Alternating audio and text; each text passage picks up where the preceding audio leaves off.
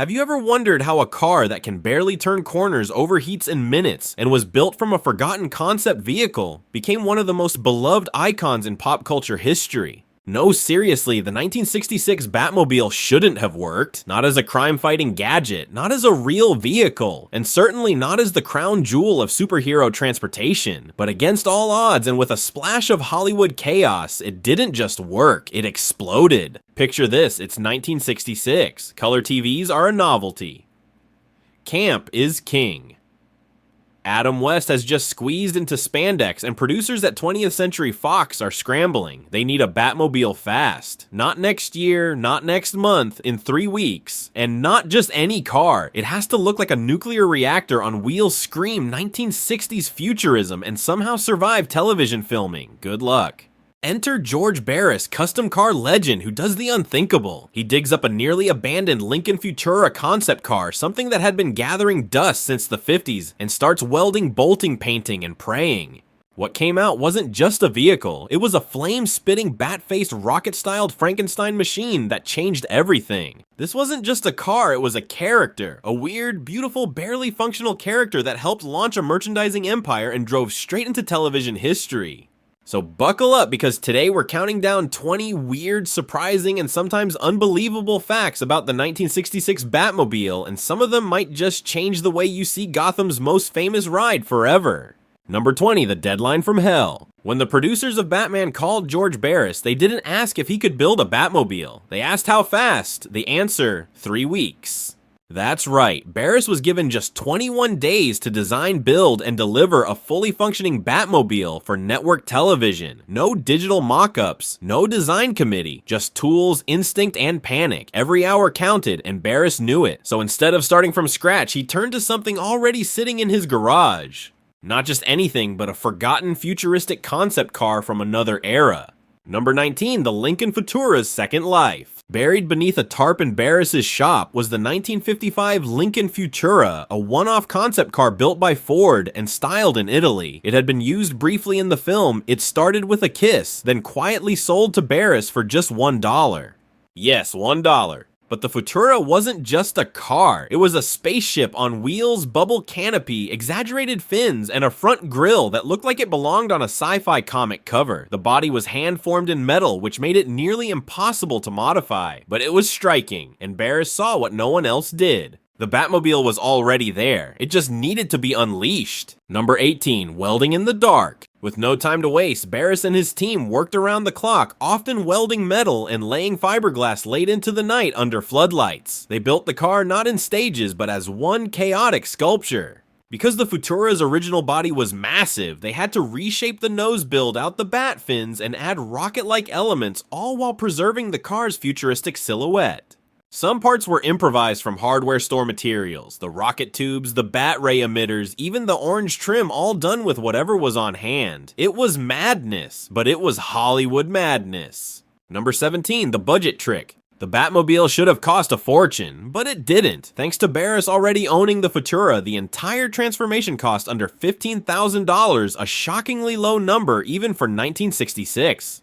And here's the kicker, because Barris used his own car and paid for the work himself, he retained ownership of the Batmobile even after delivering it to the studio. That's right, ABC got their Batmobile, but George Barris got the rights. It was one of the shrewdest business moves in television prop history. Number 16, a star is parked. When the Batmobile rolled onto set for its first screen test, the crew didn't expect much. It had been built in 3 weeks after all. But once the cameras started rolling and the headlights glowed red, jaws dropped. The car looked alive. The bubble canopy gleamed under studio lights. The fins sliced the air like wings. And when the flamethrower in the rear was lit for the first time, everyone stopped what they were doing.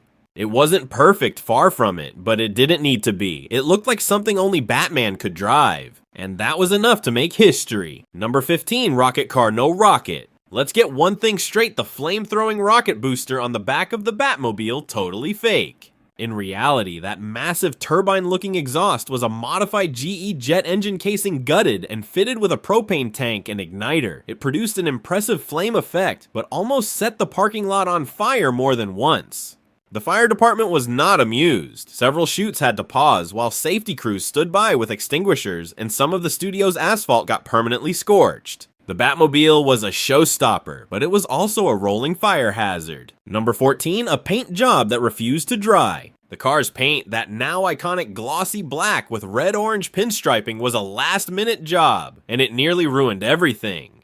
Barris and his crew used aircraft-grade gloss black paint to give the car a mirror finish, but under studio lights the car began to bubble and peel during early scenes. Turns out the paint had reacted badly to the fiberglass modifications, and the car had to be repainted several times during filming. That's why if you look closely, the Batmobile seems to change finish between episodes. Batman didn't need a paint shop, but the Batmobile sure did. Number 13, the Vanishing license plate. Continuity wasn't exactly the strong suit of the 1966 Batman series, and nowhere is that clearer than the Batmobile's license plate. In some scenes it reads Bat to 1, in others none at all. Sometimes it's placed on the front, other times missing entirely. In a few episodes the plate even shows up in different fonts, as if Gotham's DMV couldn't decide. Why the chaos easy? There was only one car being rushed between filming setups, promo shoots, and public appearances. Plates were bolted on and just as often forgotten. Even Batman couldn't keep track of his registration. Number 12, the impossible interior. If you think the Batmobile's dashboard looks like something out of a pinball machine, that's because it kind of was. The interior was stuffed with random aircraft switches, blinking Christmas lights, and parts salvaged from junkyard electronics. The famous Bat phone on the center console, it didn't even have wiring, just a red painted shell with a light bulb. And yet when Adam West answered that phone, it felt real, like Gotham was calling. The illusion worked, but don't try driving with that dashboard. It had no real instrumentation, just vibes. Number 11, the Flip-Flop Windshield. Here's a detail most fans miss: the Batmobile's bubble canopies, one for Batman, one for Robin, were not actually connected to any locking mechanism. They were held down by basic latches and often flipped open mid-drive due to wind resistance. In one infamous scene, Robin's canopy actually begins to rise while the car is speeding down a backlot, forcing Burt Ward to grab it mid-shot and hold it down manually. The studio never reshot the scene. Why? Because no one noticed or no one cared. It's the kind of mistake that would never pass today, but in 1966 it became part of the charm. And maybe that's why we still love this car, not because it was flawless, but because it wasn't. Number 10, the hidden door trick. Ever wonder how Batman and Robin leapt so effortlessly into the Batmobile? Turns out they weren't using the doors. The original Lincoln Futura had doors, heavy front hinged ones, but on set they were either bolted shut or cut short to make room for the bubble canopies. The actors didn't open them, they vaulted over the side. In early takes, Burt Ward missed his jump twice, once landing hard on the gear shift and nearly breaking a rib. The footage was cut, the bruises weren't.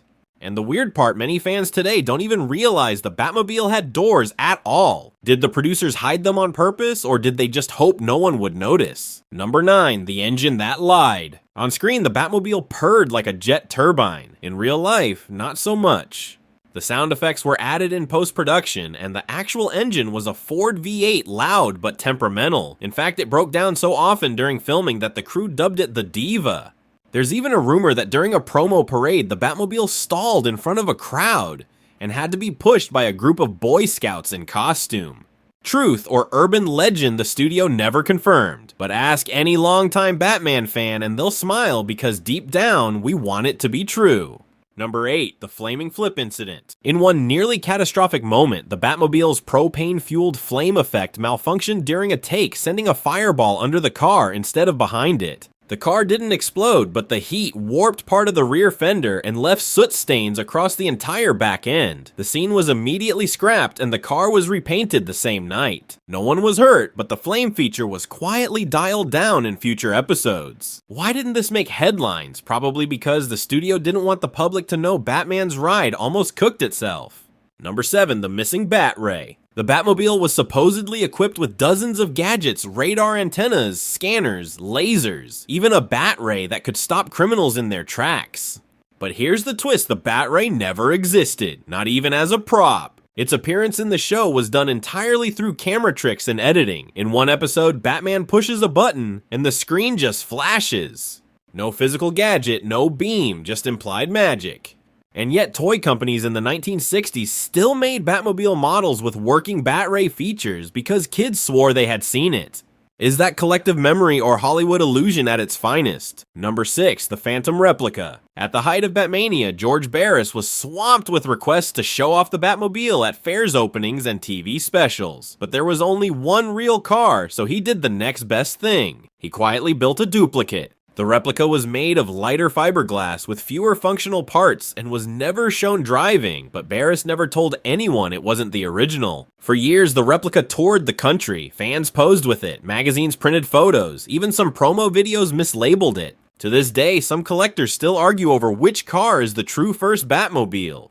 Was it harmless showbiz trickery or a decades-long automotive identity crisis? But just when you think you've heard it all, the story takes a turn that's stranger than fiction. Because this car didn't just leave behind smoke trails and screech marks. It left behind millions of memories, a few secrets no one ever confirmed, and a legacy that even Batman couldn't drive away from. Number 5, the $1 Million Flame. In 2013, the original 1966 Batmobile, the real one, not a replica, rolled onto the auction floor at Barrett-Jackson in Arizona.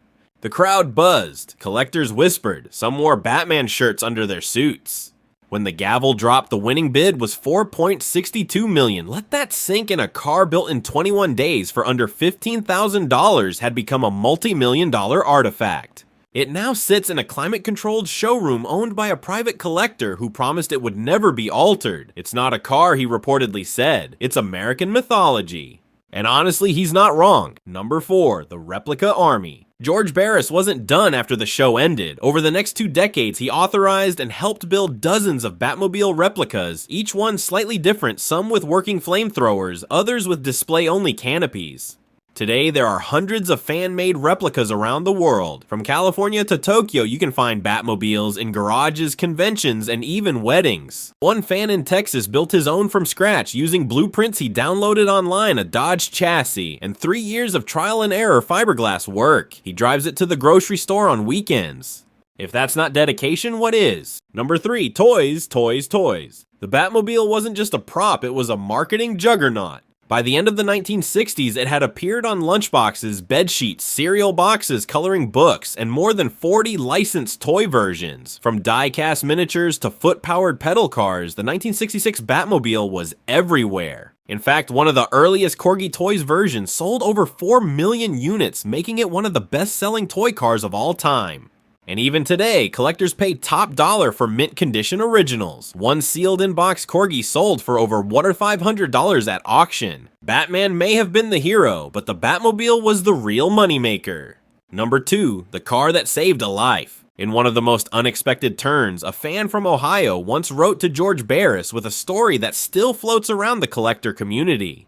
The man had grown up poor, often bullied, and struggled with depression throughout his teens. One day, while watching a rerun of the 1966 Batman series, something about the Batmobile, its sleekness, its confidence, its strangeness clicked. I looked at that car he wrote and I thought maybe one day I can build something that makes people stop and smile too. He went on to become an engineer and years later finished his own working replica. He now takes it to children's hospitals, letting kids sit inside, press the buttons, and dream. George Barris framed that letter. Because sometimes the most powerful thing a car can do isn't drive. Number 1, the story that made the car immortal. Everyone remembers the flame, the fins, the canopies, the gadgets. But the real reason the 1966 Batmobile became immortal, it wasn't the design, it wasn't the show, it wasn't even Batman. It was timing. This was the 1960s. America was split between the fading dreams of post-war optimism and the raw chaos of a decade on fire. People needed escape, kids needed heroes, parents needed something safe for the family to gather around. And then came Batman, bold, campy, ridiculous, and the Batmobile roaring through the screen like a comic book come to life. It didn't matter that the car overheated, that the flame was fake, that the gadgets didn't work, because what people saw wasn't a machine, it was a promise. A promise that imagination could be real, that with enough creativity, speed, and courage, even the weirdest thing you built in a garage could become a legend. The Batmobile wasn't just Batman's ride, it was our escape vehicle, from boredom, from rules, from reality. And maybe that's why decades later it still burns in the collective memory brighter than any bat signal ever did. So what did we learn from Gotham's most infamous set of wheels? We learned that the Batmobile was born in panic and built in 21 days, that it started as a dusty concept car sold for $1, that it caught fire, sometimes literally, that its gadgets didn't always work, but imagination did, that fans rebuilt it from memory, that it sold for millions, and that somehow a car that could barely drive still managed to drive itself into our hearts. That's the magic of movie machines. They don't have to be perfect, they just have to feel true. So here's to the 1966 Batmobile, the weirdest, wildest, most wonderful crime-fighting car ever created. Not because it was flawless, but because it was unforgettable. Which fact blew your mind the most? Was it the jet flame gone wrong, the hidden replica, the $4.6 million price tag? Drop your favorite moment in the comments, and if you're into iconic cars with untold stories, don't forget to hit that subscribe button. Because next time we're cracking open another cinematic garage, and trust us, the engine's already running. Until next time, keep your eyes on the road and your heart in the movies.